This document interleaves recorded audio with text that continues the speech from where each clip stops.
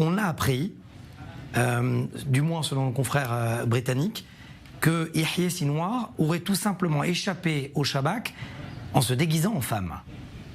Oui, Mathias, ça peut paraître surprenant, sans compter que c'est totalement interdit par l'islam de se travestir sous peine d'être maudit, mais c'est ce que révèlent des responsables des renseignements israéliens qui se sont confiés au Daily Express, un journal britannique. Ils affirment que Yahya Sinwar déambulerait dans cette tenue, on l'imagine en hijab dans les rues de Gaza, et que c'est comme ça qu'il essayerait de se cacher. Yahya Sinwar qui sait qu'il ne peut pas se cacher trop longtemps dans les tunnels. Un ancien responsable du Shabak disait: il ne peut pas être vu, en tout cas se cacher dans les souterrains plus de 24 ou 36 heures d'affilée, notamment à cause des technologies radar fournies par les Américains qui permettent de le repérer aussi sous terre. C'est une image assez troublante, mais c'est aussi difficile à croire que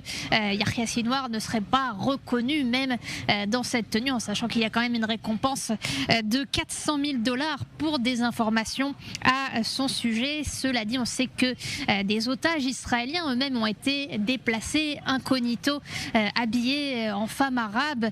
On sait aussi, on se souvient lors de l'opération Arnon, quand elle a été préparée, que des agents israéliens infiltrés aussi s'étaient habillés avec des robes longues noires, avec des hijabs. Peut-être que Yahya Sinwar déguisé et ses agents se sont croisés, on ne sait pas. Ce sont des spéculations, mais ça rejoint donc ce qu'a dit cet ancien responsable du Shabak, donc qui dit que Yahya Sinwar veille en permanence à être en mouvement pour ne pas être repéré, donc y compris lors de ses escapades en surface. Quels que soient les vêtements qu'il porte, il arrive toujours à poser problème et à donner du fil à retordre aux forces israéliennes.